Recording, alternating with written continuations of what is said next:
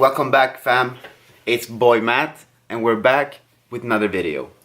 Now in this video, we're gonna have a little bit of heart-to-heart. We're gonna talk a little bit about something that I find very important. We're gonna talk about happiness and success and how we can bring it towards us. We're gonna change our lives. Now what is this? This change our life? What?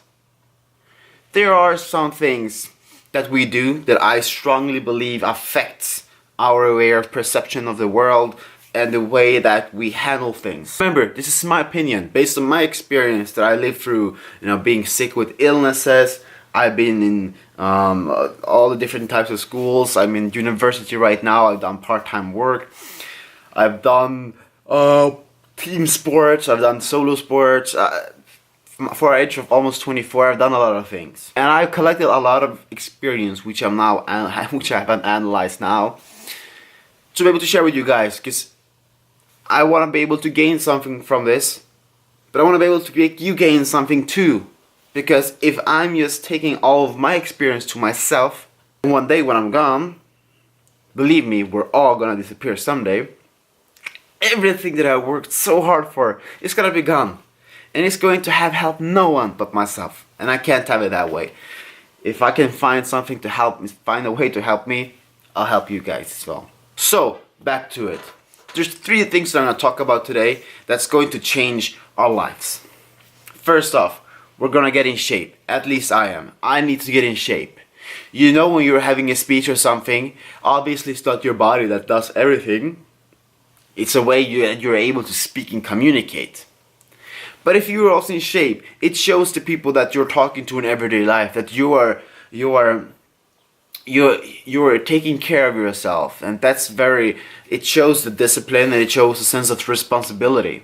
If you're able to do that, then I think that we should just do that. So being in shape feels really good.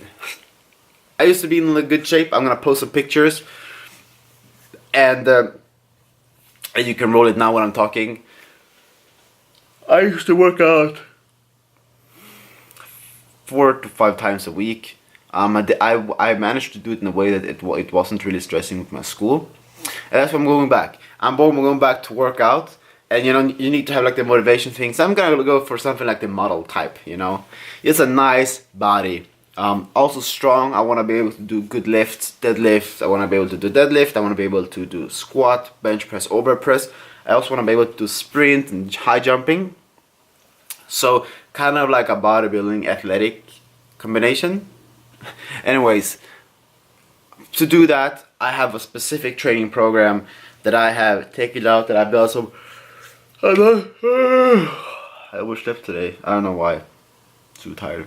I have a training schedule which I'm gonna share with you all, that I've taken some time to come up with. I've had to go and do some workout sessions to evaluate the exercises and stuff like that, the intensity, the workload and all that stuff. And so I have been working out for maybe 2 weeks prior to this video. But it's not, that's number 1. Number 1 is getting in shape.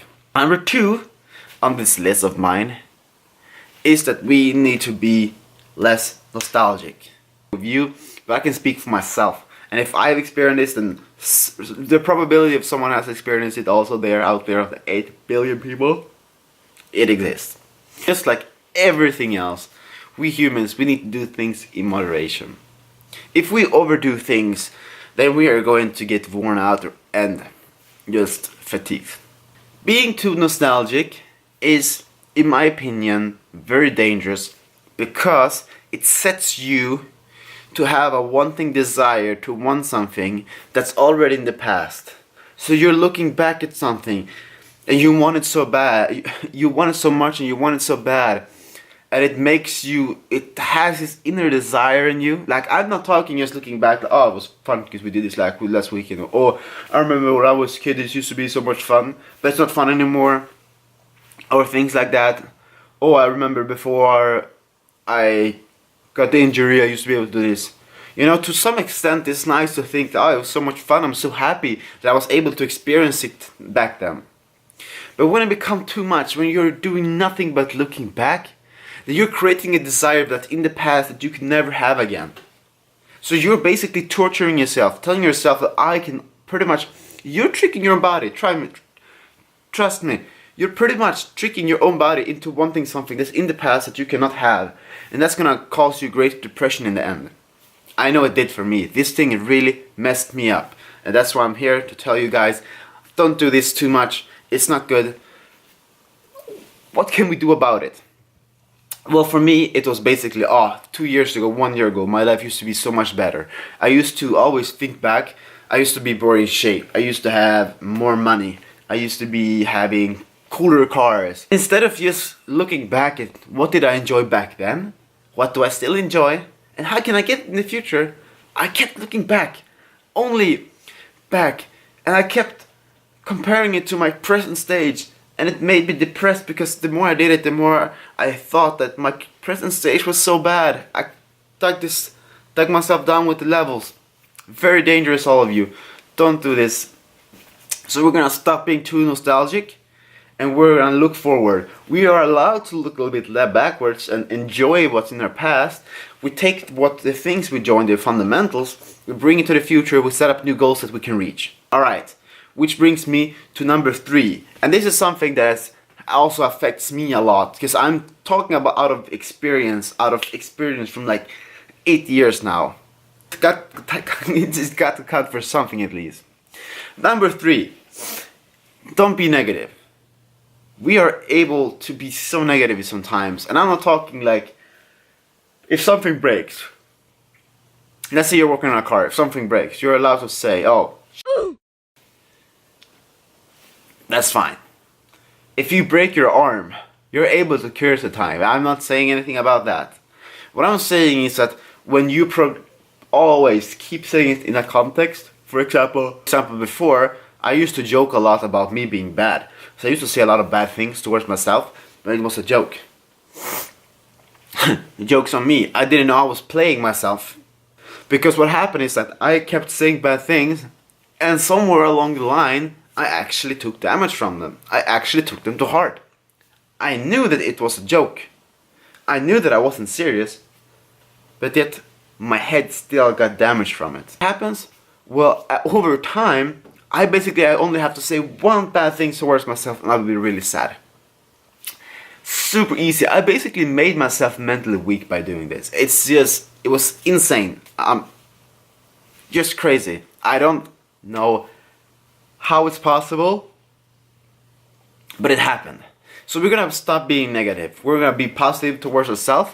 We're going to accept the reality that we live in, and we're going to just change these things around. Because if it works for bad words, I'm pretty sure it works in some way to good words as well.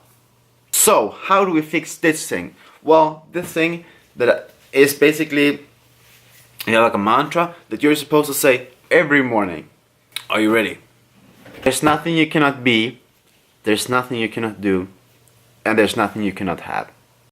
I hope you all take those words into yourself. There's nothing you cannot be, there's nothing you cannot do, there's nothing you cannot have. Look yourself in the mirror even.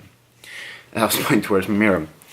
Look yourself in the mirror, say those words, because you deserve to hear them. Hope you all enjoyed this video and you kind of